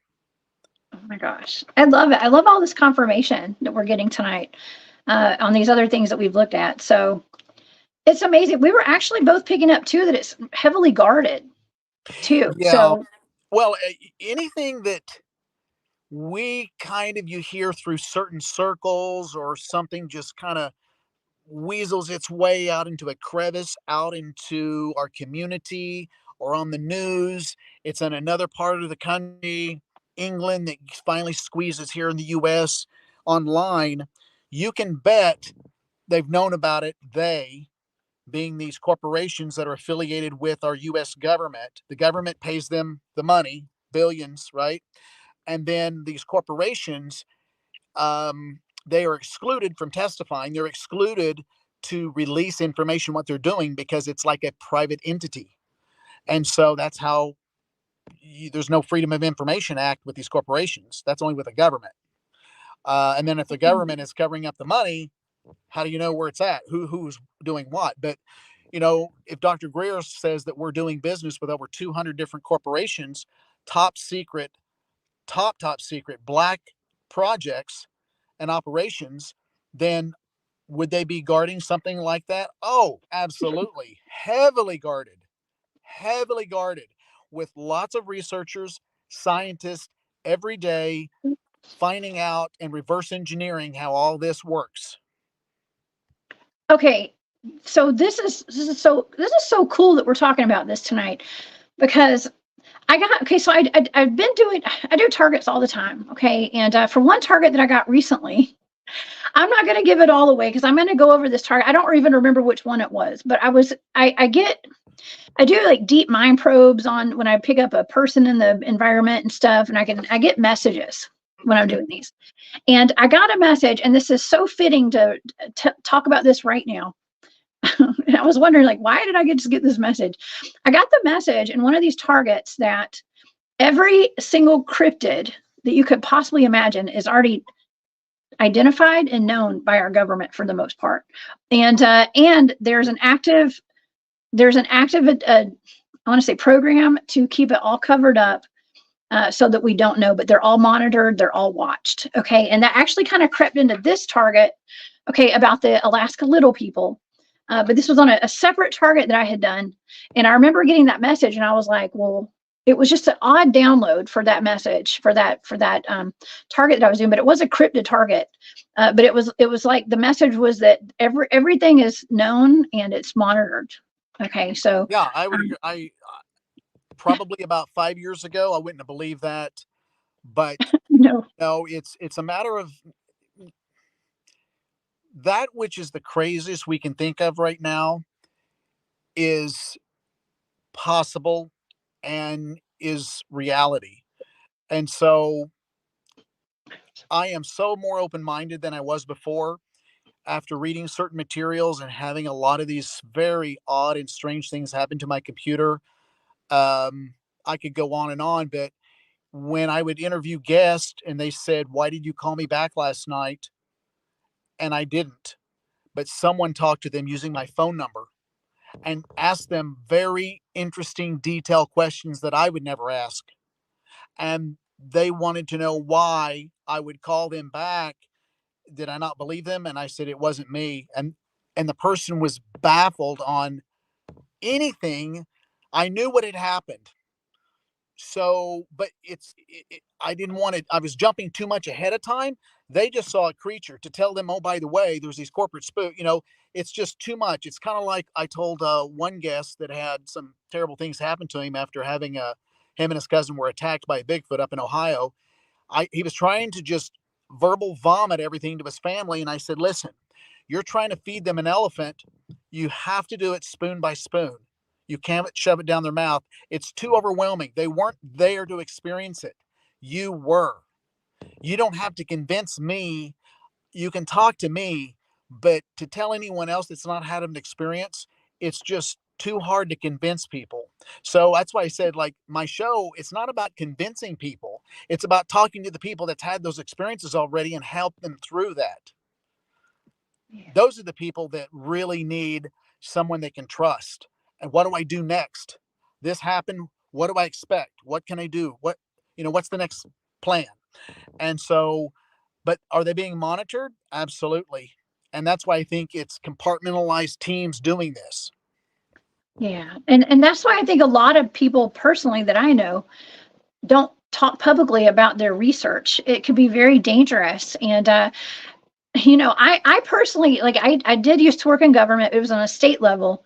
Okay. But it was within women's organization. So, it wasn't like, wasn't working for like the Department of Defense or anything over here. But a lot of people that I know in the field, by the way, they do work for the Department of Defense. They do work as contractors and are current and former military, and they are fire chiefs, and they are, just working in I don't say elected officials, but in some sort of public service. Let's just say. Yeah, and you don't Um, you don't have to be in a state or federal government to be monitored. I'm not. I've never been. I mean, I've chiropractic for 25 years. You know, but where they get their underwear in a bind is when you start saying they don't like when you have paper trails. If you have paper trails, and I'll just give you a quick example, they freak out over this. And then now you're on their radar. That cousin, I was talking about these cousins, the Ohio Bigfoot attack and Fed cover up I did. That was one of the big shows that kind of really started our channel. Um, when the cousin that had his rib broke from the Bigfoot that hit him and he broke ribs and it punctured a lung, he was in the hospital, the local hospital. And in that hospital, while he was in there, they had the highway patrol, the sheriff's department, the wildlife and game department, and they had these two guys that came in that cleared the whole room. They weren't wearing a badge, but what they told the other officers is they instantly, everybody got out of the room. So they held some weight. And they talked to the cousins. I won't get into it because it kind of gets real lengthy, but I'll just say this. The cousin went back 2 weeks later to pay for his bill at the hospital. Guess what? what? No No bill? records. No records of him ever being there. No records of an ambulance drive. No records of any condition he ever had. No bill. No records. And the Well, lady, that's good for him, I guess. well, No bill. he didn't understand. It was upsetting. He goes, I was here. What do you mean? I was in that. I'll show you the room I was in. And he goes, what? So he went, he didn't understand. He didn't put the domino pieces together yet. That there's other people because of what they saw and what happened. They were attacked, that there was other people that was monitoring and took care of everything. And so they want to cover it up. So anytime you have paper trails, they don't like it. And they don't like it when you immediately talk to people like me and you. So Mhm. now we're on the radar. So this is where I've gotten a little more creative and people can talk to me and I'm Yeah. not putting them in jeopardy. Yes. And I can appreciate that because on your shows you show yourself. Okay, so you're not hiding your face by any no, means, and so you're out there. People, you are you're a very trustworthy person from what the shows that I watched and everything. I know you and I just met today, okay, but I like your vibe, and I can tell that you really have your heart in this, and really do mean well for people. And we're all just looking for answers, and it's almost like a support group here at the Cryptid Yeah, Hunters channel, at least. And I know your channel too. yeah, and that's really what it is. I mean, that's a good word. It's a support group when there's really not one, and that's when I started the channel out. I wanted it, being in healthcare. I've been privileged to treat thousands of people over my career, and I'm just naturally wanting to help people. And I knew I knew certain things from a lot of experiences from the interviews that I could help a person. This is what's going to happen next. So you don't do this. This is what you need to do now. You need to do, or if they had issues going on in their property, I would give them advice on what to do when it comes to trimming the property up. They kept having visitation, knocks on windows, slaps on houses. And so I couldn't be everywhere. I was at a point at one time where I was getting 30 to 40 calls a day from, Dang. and I couldn't keep up with it. It was literally like a call center, and I was just overwhelmed. And, but it was a support group, and I learned a lot. And I learned that a lot of people want answers, and uh, they're really not into the subject matter. They're just like, I saw this thing. It scared the hell out of me. I don't want it here. What can I do? And you get that. And then you get people with multiple encounters. Um, it goes on and on and on. But anyway, Well, yeah, Lance, I like to say that we are the disclosure for this stuff. We are the disclosure. We're the ones putting the information out here. We're letting people tell their stories, because do you think that we'll ever get full disclosure from them, if the we government? do, if we do, that's a great question. We, I've been, I appreciate a lot of people have come to me, not on the show, but at a couple conferences, and they said, you need to be our, voice in Congress. And I said, well, I appreciate that. I don't, if we do get disclosure, I think it'll be indirectly. It'll come through the disclosure of the UFOs or UAPs, like through Dr. Greer. He's got so much documentation. Some are not disclosed. It is still top secret. And when you have top secret documents like that, you can get into big trouble. I mean, just look at Julian Assange. I mean, Yeah. you see what's going on with him right now. And so you need to watch your P's and Q's. You need to have people on the inside helping you. I don't have a lot of, I mean, I know some people, but I don't want to say I know people, that's deep on the inside or anything like that. I Mhm. don't. Again, I'm just a regular guy that has put a lot of things together directly and indirectly enough to help people that kind of makes sense. But I think at some point in time we will, but I think it's going to be kind of an indirect thing rather than a direct thing, unless something happens that is hundreds of people around. I mean, dozens, where Mhm. you just can't collectively, these corporate guys can't quarantine you and shut the verbal traffic down.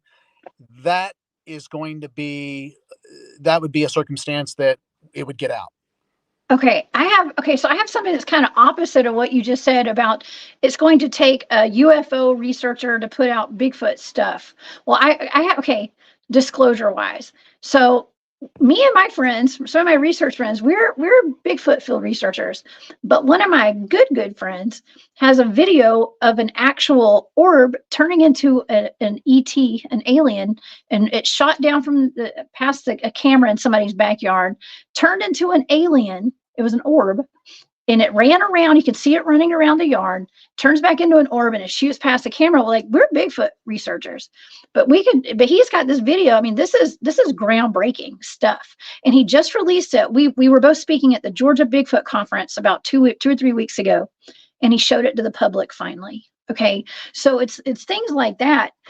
We're all doing this together, and it's all these different facets of kind of the same thing. Like, we want disclosure with a lot of this stuff. Yeah, what we need to You have do to share to it. get the disclosure is, you know, at its basic level, again, I'm trying to see what Dr. Greer they're doing. He operates on a, you know, a almost a investigative scientific level, and he's got documents that is either headlined by a senator, a sergeant, someone upper brass that can corroborate that letter, and or someone on the inside that said, yes, I worked 25 years at Nellis Air Force Base, Area 51, and I saw what this paper says. So we need someone like that that has worked at a facility that has a some paperwork that says, yes, I watched these creatures being monitored, had autopsies done on them. We were aware of their lung capacity, and we have a lot of DNA. We've analyzed it, and I actually have some of the paperwork of the autopsy right here. That's what we need. Yeah. Yeah, we Dean says we want the truth, and they're telling us like Jack Nicholson, you can't handle the truth. No, I mean, and that gets into another point. I'm glad that Dane brought that up Right. because it's that's the truth there. There's not a lot of people that can handle this. I mean, right now, I'm just guessing, there's a lot of people that can't handle even what Dr. Greer and a lot of the military whistleblowers have come through and what they're showing and saying.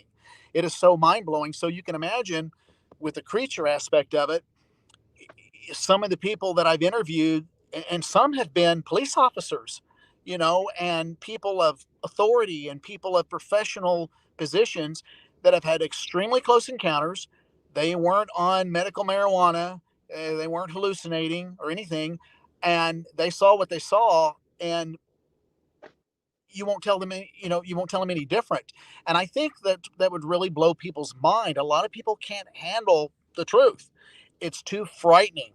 It is. And I understand, I empathize with them, because a lot of people, in my opinion, they just want to go to work, go to the soccer games, pay my bills, and take a vacation and I don't want to know about this stuff. And I actually have some family members like that. Don't I start talking about this, and they kind of freak out. They go, Lance, just can I just not think about, don't talk about that. So, I understand. And a lot of people, it may read them the wrong way, because in their Christian doctrine or their faith, they may think that, like, I love my mom dearly. She's sweet. But you start talking about remote viewing and about these creatures, she just kind of, Lance, don't, honey, don't talk about that, because that kind of disrupts her faith world a little bit, and she doesn't know how to place it. And I understand. With me, it actually amplifies it. Yeah. Yeah, I mean, it was harder for me coming out as a remote viewer than it was a Bigfoot field researcher. And Well, and yeah. I've been attacked. Listen, I've been attacked online, okay, by other like, podcasting channels and stuff about my remote viewing, because I don't think they're ready for the. I mean, remote viewing is innovative for this Well, field. I'm here, sorry, but it is. here's the thing, So, Jessica, that's really interesting that I found out when I started my channel. It's kind of like, um, I haven't seen it yet. There's a new show, Roadhouse, that came out back in the 80s. I like it. And, remember in there when right. he Is said, that Patrick Swayze? yeah, Patrick Swayze, when he said, when they're, yelling at you, be nice. If they pull a knife on you, be nice. Right, So it's right. kind of like that was my mantra with the show: be nice to people, give them the benefit, be courteous and professional. But what is kind of comical, yet some level of sad, in this genre, especially with podcast shows, I don't get it. I get it, but I don't get it. The people that can be the most vindictive and are the very people in our community. And Yeah, I've not understood that. If we're open minded, and it's kind of like in chiropractic. I practice a certain way, and there's other chiropractors that go, I don't like that. Well, that's fine. I feel comfortable and my patients come to me, and you get your patients, they come to you because you practice whatever XYZ. It's kind of the same thing no matter where you go. I think people, and this is just my opinion, a lot of people, their egos get in the way and they're very insecure. So I say, do what you feel to do. No one knows all the answers, but we're learning together. Invite new people in, teach them what's going on. Don't act like you know everything, because I guarantee no one knows everything. And you know what? You'll grow, you'll be coachable, you'll learn. And now I'm 57 and I'm more open than I ever was before. And I've learned so much before this last couple of years.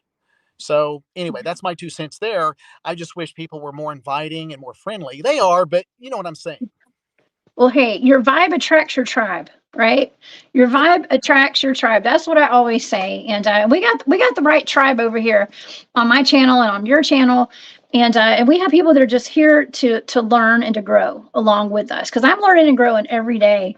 And listening to, gosh, I love everything you've talked about tonight. Is just right up my alley, and I resonate with every bit of it. Well, So I I'm like what your Bernard Fox just said. That is it. That's you. If you're coachable and you'll learn, you will be like a sponge and you'll see things that no one sees. You really will. And when I started being more open-minded, my brothers and I mean, we talk about this all the time. Every time I talk to my brothers, this is what we're talking about since 2017. So, and the more that you read different materials kind of within this paranormal area, and I hate that word, but I'm just collectively calling it that. You start to see things that put things together. And getting back to what you just said on remote viewing, I think it honestly scares people. The thing of it is that when it came out, with Stanford Research Institute, with Russell Targ and Robert Monroe, uh, they were physicists and they had some psychology background, but they were just testing things. But it was so successful, our government, it went on for like the program went to 17, 18 years and they dumped millions of dollars into it. So it worked. And it actually helped us behind the scenes save people's lives. It still does today. I actually talk to people who are current military snipers. Let's just say I know I know some people, and they have a remote viewer attached to their unit. Okay, a lot of different arms of the military have remote viewers. Okay, I'm just putting it out there. Well, here's the thing. I think that bothers people. I believe, this is just Lance's belief. I believe that we were given gifts by God that we can't explain it. We can't explain it all. And that I believe that we all have that ability. But some people, it comes more natural, just like people are more naturally, athletically inclined, more musically inclined, more intellectually inclined. I think the same thing can be with remote viewing. It doesn't shake my faith. It actually it strengthens my faith that us humans have this remarkable ability. It's just mind blowing, and that it's saved lives, it's found people, it's helped our government. It really has. And here's the scary part: there's other countries doing it. That's not Well, good. It's not Well, friendly. that's why the United States started doing it, from what I've been told, is because during the Cold War, Russia That's was right. using psychic spies. That's right. So America had to make psychic spies. And That's so exactly what happened. your girl's a psychic spy, y'all. I'm just saying. And that, I Well, think that's what people fear too, because the people who fear it are the ones that have stuff to hide you sometimes. fear what you don't understand, right? That's true That's too. just us as Right. humans. The psychology, we fear what we don't understand. And so Mhm. whether it's these creatures, I get it. I don't blame people. It's just damn scary sometimes, especially with some of these interactions. What happens? I mean, that's why we kind of named our channel. We're Okay. told as kids there's no monsters under your bed or in your closet. Yet, and then when we become an adult, you go into the woods or you're dumping trash in an alleyway that is against a wildlife management area, and you go out there and you meet something that's 10 foot tall while you're dumping trash. At that moment, you realize monsters are real. And I think that shakes people's world so much so that there's a lot of people that just like, I don't want to know about it. And that's why I've talked to people in a group. 4 people in a group see a creature. One person desperately wants to talk to you, another one's on the fence, and the other two, they're mad. They want you to don't even ask, get out of my face, don't ever ask me again. And that is a very, very real collective kind of a psychological evaluation. That's what happens a lot. And it's just, it shakes the world so bad. And that's what happens with remote viewing. People don't understand it, so they get it away. That's witchcraft stuff. Witchy. Oh man, I've been called that before. Okay. And it's again, people. It's weird. But the guy, see, most of my team, it's like 99% men. Okay, or like 95% men. And those guys aren't getting called witches. Why am I the only witch out of the whole crew? Just saying. Well, it's easy to call someone name rather than understand them, right? Right. That's It, true. it's easy to deflect and call someone a name or get agitated rather than sit there and going, what do they know? What is it again? Can you Right. can there's something I can read that can help me understand what you're talking about? That's a person that's inquisitive. They want to know more. They're what Jordan Peterson calls a true kind of philosopher, an intellect. I want to know how the world operates. What am I missing? Does it shake his faith? No, no, not Jordan Peterson. So Mhm. I look at it that way. And there's so many good books on that, but I've got to be, even within my family, like I said, I start talking about this. A lot of people are like, Lance, can you be quiet? But I love the Lord. We rely on it. I can tell you, we've gone into some burial grounds that I did not expect, what we saw on camera and what we heard. And I'll tell you this, after I got done with that one incident, that fourth realm is real. Evil is real. Mhm. And when you start getting into some of these people in these corporate, what we were talking about, these black projects, and you start getting into the people that run the show at a government level, they're into some wicked, dark, deep, satanic stuff.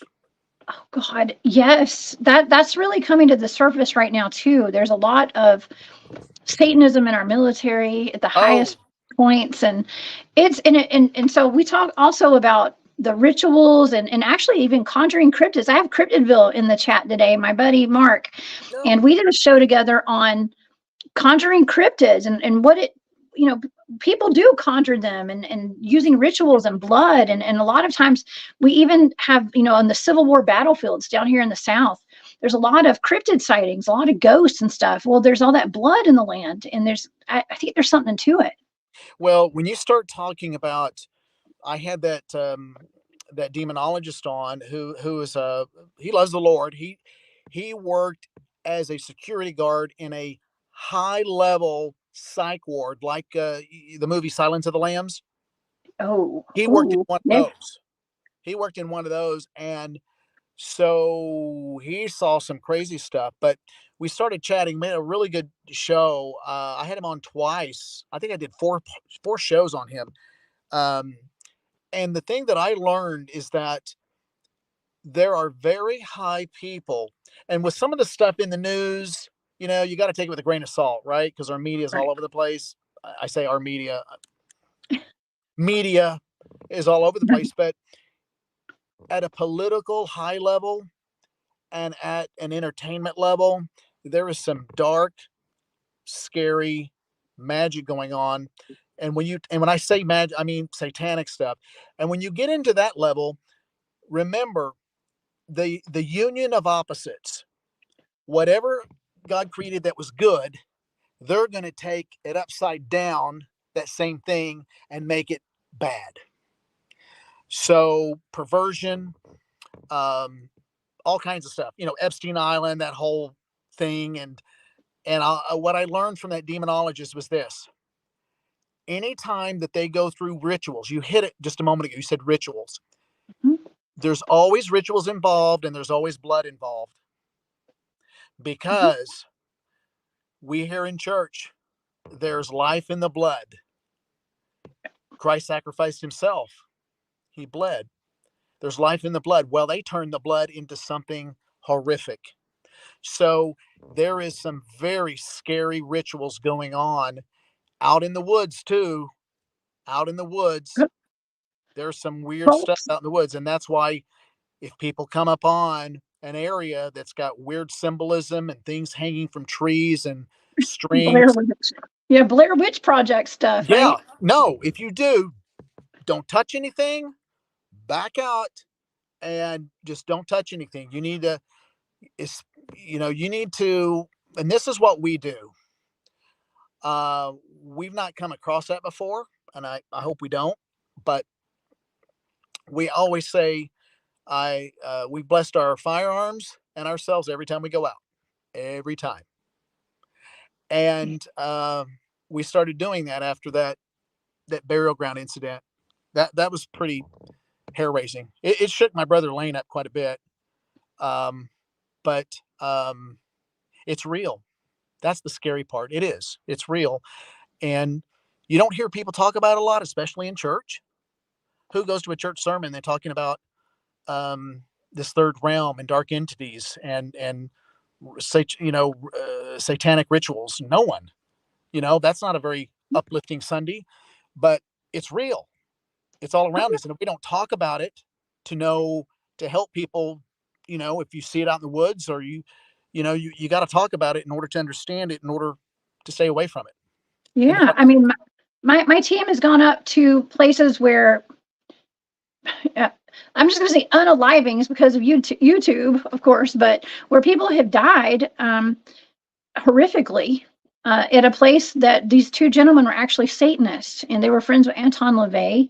Well, this area, it's in North Georgia, and it's right beside the Chickamauga battlefield where 34, 32 something thousand men died over 3 days in a battle, and there's all these like cryptid sightings there, from the old green eyes to werewolves, dogmen sightings. Of course there's ghosts up there, but it's a very evil feeling, and the last time I was up there, there was blood everywhere. I mean, of course we found out what it was. It was a kid who had cut his leg. Okay, but they do rituals up there. You have to watch out for these Yeah, I mean, cults. everything resonates. Everything has a Mhm, resonating frequency. We learned mhm. this really basic in eighth grade physics in high school, right? Everything has a resonating frequency. Solids are less, liquids are more, steam is much more. So our bodies are just temporary, but our soul, our spirit, is a very high level resonating energy. It lives on. So anything that has turmoil and discontent and just horrific deaths like that, especially war, you're Mhm. things are going to resonate at a frequency that's like a magnet to bring other non-pleasant entities in. And that's what I learned when I was talking to my guest. It's like a magnet for this area. So is it no wonder you find these creature cryptids sometimes hanging around? How about these dark shadow people? And just a whole slew of negative things. It doesn't surprise me. Yeah. Oh my gosh. Yeah.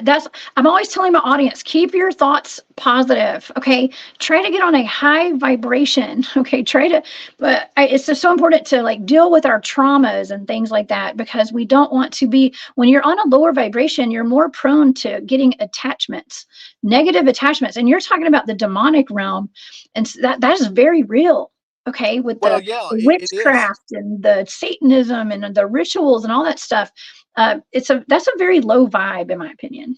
It Okay, with a is. lot of It's a, that it's stuff. a it's a very low vibrating frequency, and again, this could spin off in so many rabbit trails of talk here, but that's it. It does have a level of going into the remote viewing, and for people through a prayer and meditation. And so we know in healthcare, I used to read a lot of research papers.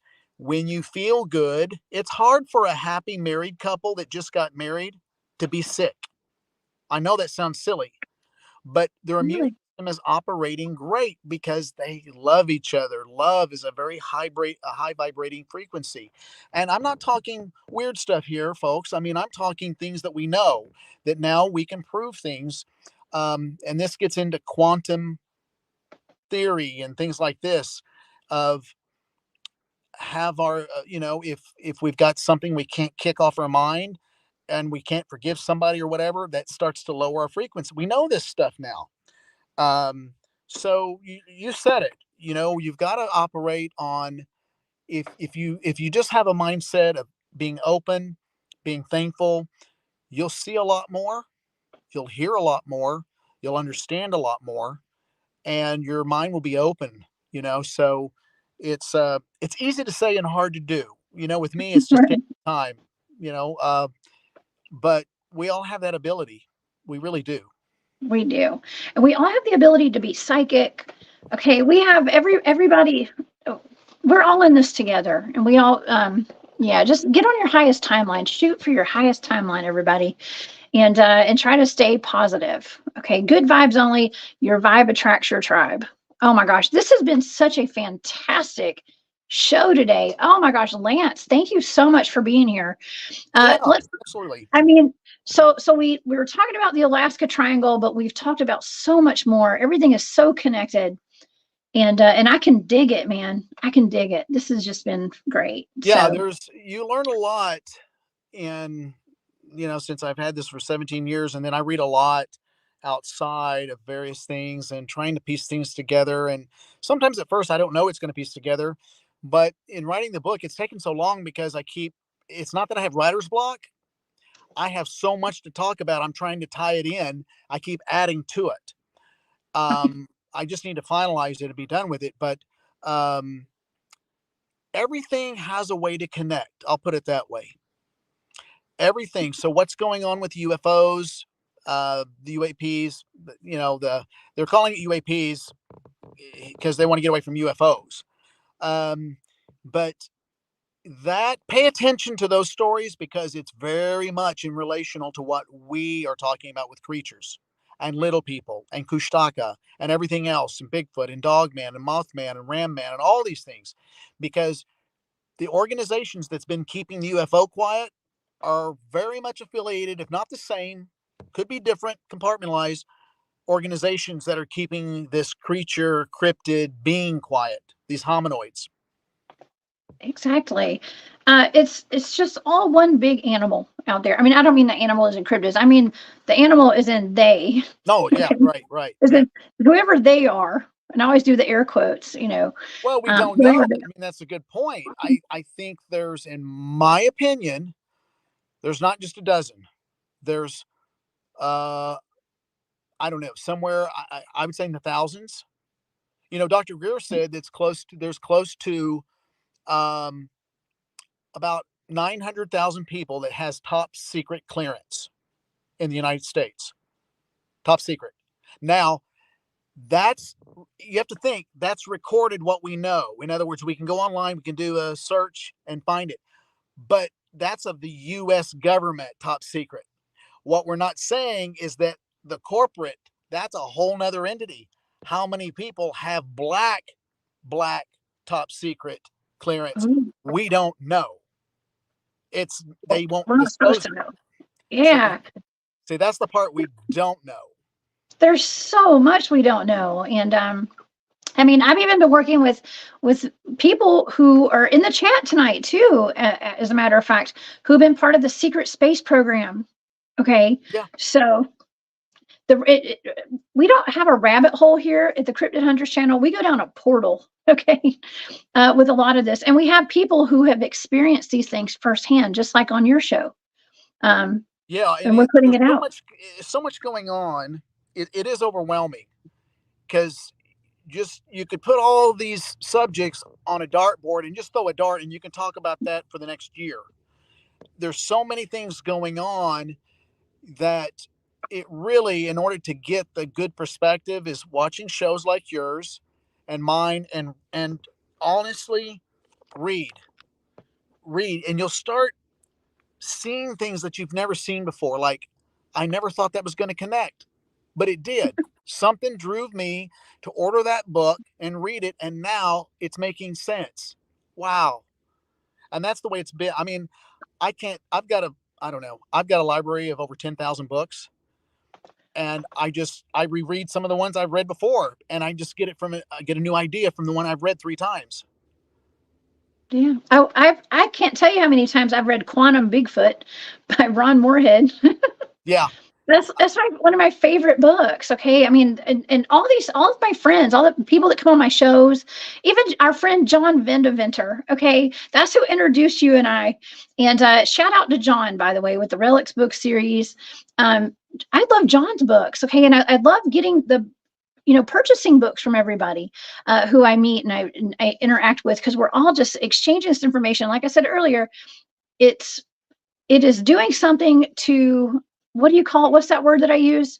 Um, we're getting, well, activating. I guess we're like activating. Is that what it is? Like we're getting downloads from each other and we're activating. Something else is activating You're, inside of yeah. us. And you could call it, we're expanding our consciousness, because That's consciousness right. is, we're all expanding our consciousness together That's at the right. same time. Even, I know this sounds kind of odd, even if we don't talk, That's right.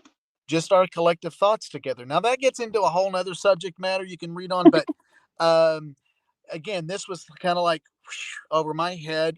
My brother Laren is kind of like the expert on this stuff. And we talk, and what I've learned from him, just our conversations, we talk every day, is just mind blowing. And he's in the process of writing his book. Um, but yeah, I mean, I think that a way we can bring this to light, all these creatures and cryptids, little people, everything, whether it's in Alaska, Oklahoma, or Georgia, is really getting more information that's solid, not only in the field, but people that is in the trenches of these corporate, and they have paperwork. Now that can be a bit dangerous on their part. So that's what's really hard. You you got to be careful, and I don't have a great plan on how you could protect them. That's the problem. Um, it's taken years and years and years for Greer to get where he's at, and he's got people on the inside kind of protecting him and the whistleblowers. So we don't quite, the cryptid, this community doesn't quite have that level of organization yet. We have these shows, but we Mhm. don't have dozens and dozens of high level retired brass and senators, that, because this subject, as it was with the UFO community, it's taboo. And to explain a creature, if you've never had an incident, is going to be kind of hard. Well, you know what? Okay, so you got my brain working tonight. Okay, so I actually worked with a whole bunch of lobbyists here in Georgia, and I worked with all the legislators.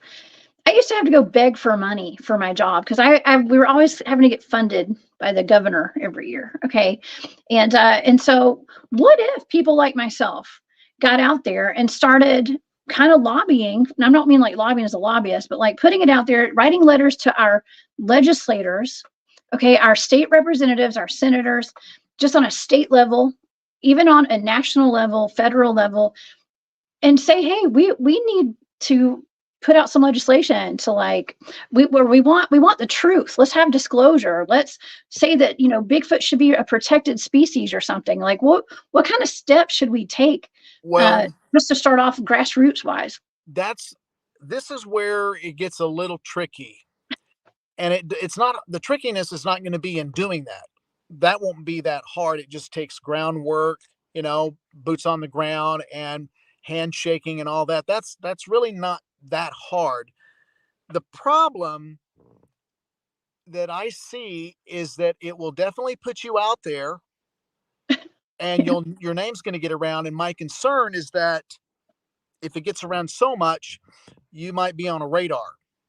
Now, I still go back to thinking how we're really going to get some meaty, convincing paperwork, because that's what it requires. Yeah. You know, it's going to require someone that was in the inside that saw.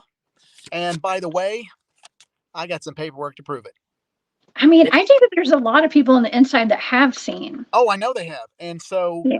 but you have to think, when you are read into these special black programs, the watchers are being watched.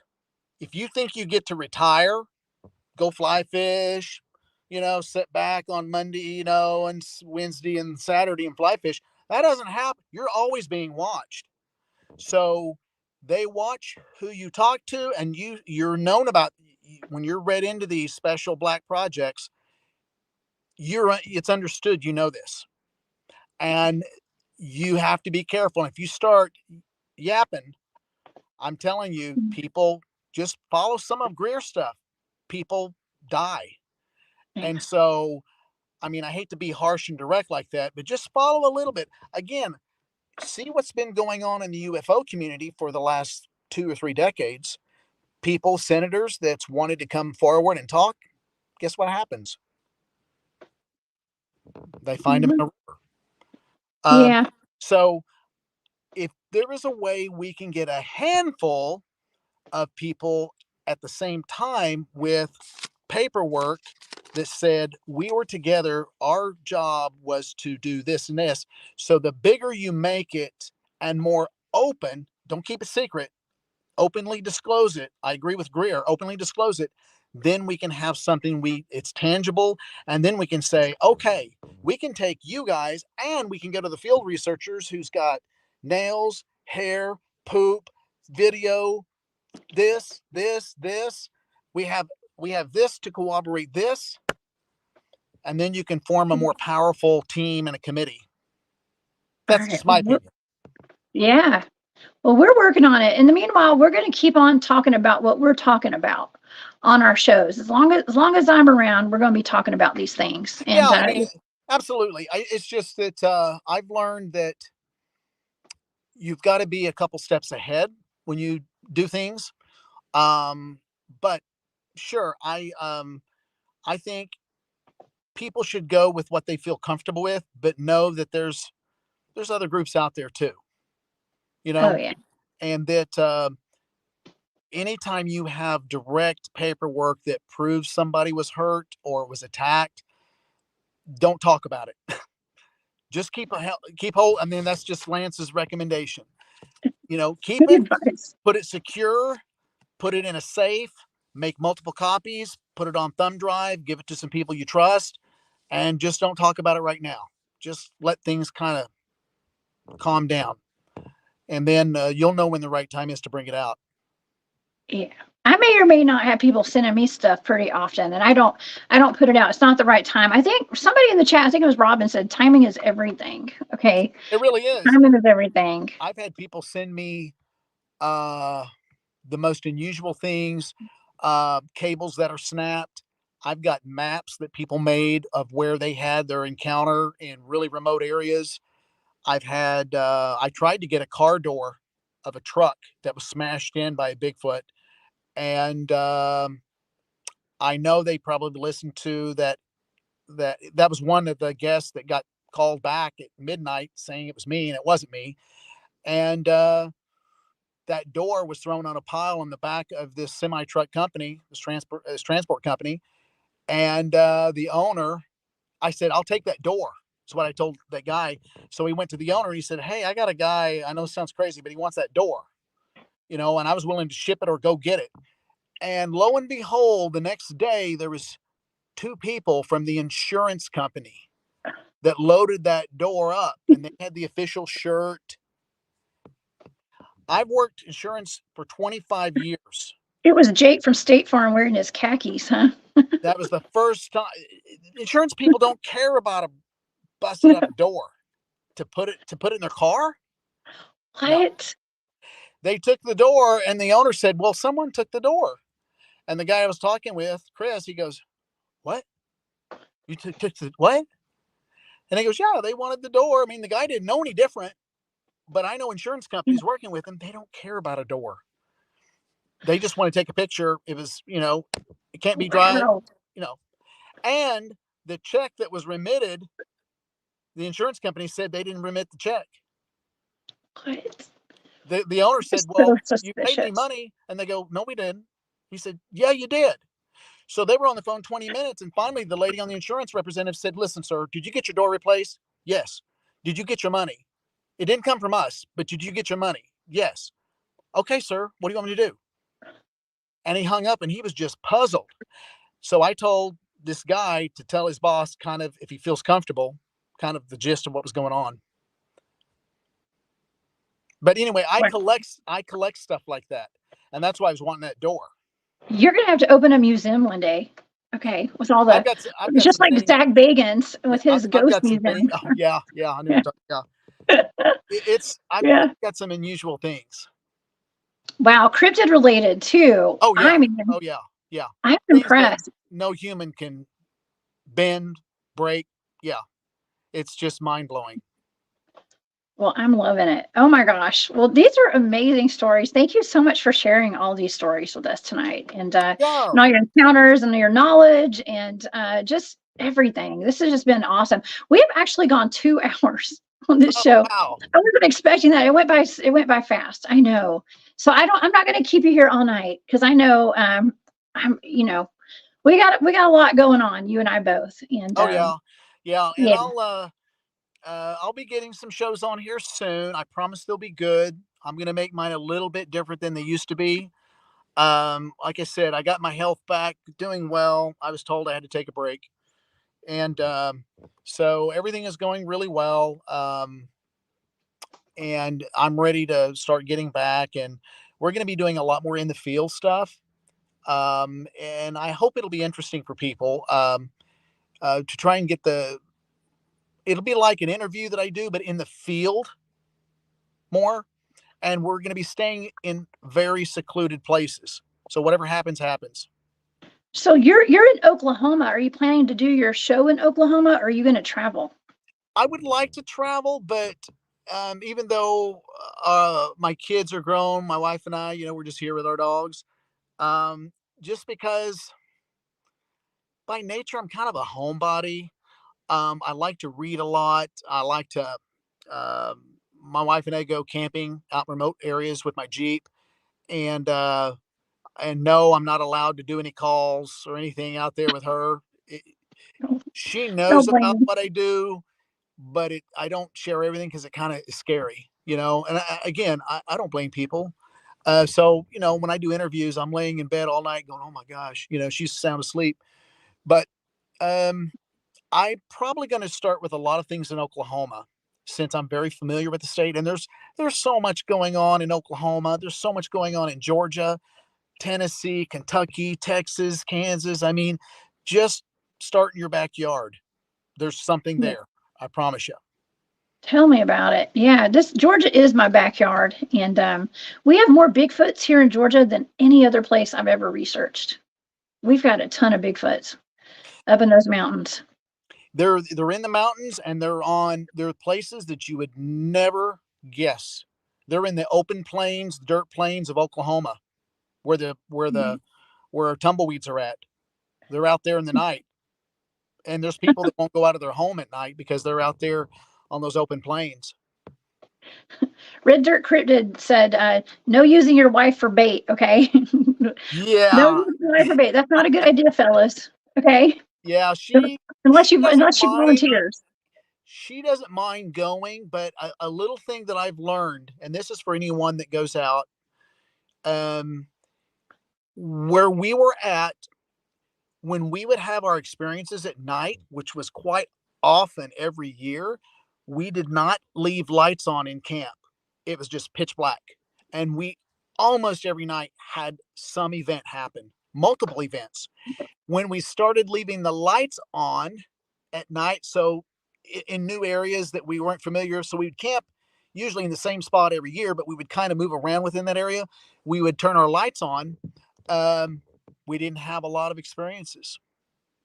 That's why we don't use flashlights very often in the field. We usually don't use flashlights unless we've got some people that are kind of decoys and we're sending them out, and then the rest of us will stay kind of behind and not turn our flashlights on. So we get more activity that way. Yeah, you People, will. I that's a pro tip.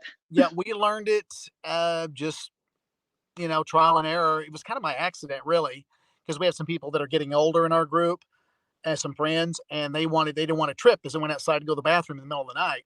And so we leave the lights on. And then I started noticing we didn't get tarp lifting on our tent tonight or poking and things. We literally had a lot of very close things happen. Oh yeah. Oh yeah. There's nothing worse than having a bunch of Bigfoot activity or something weird going on outside, and you have to get out to pee in the middle of the night out of your tent.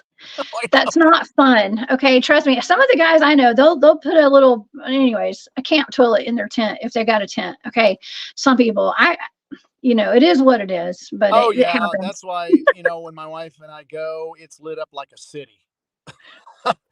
Yeah. Yeah, it better be lit up with LED lights with about 5,000 lumen.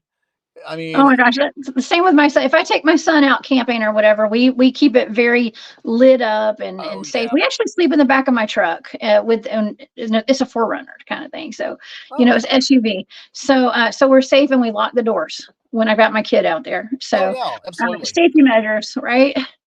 absolutely. Yeah. Oh my gosh. Well, this has been amazing. Can you tell the audience? I know my moderators have been putting your link up in the chat the entire show, but Oh, tell the audience what your channel is. okay. Well, on YouTube, it's Monster 911, and then on Instagram. Now, I admit I haven't updated a lot of things, but I will start updating it now.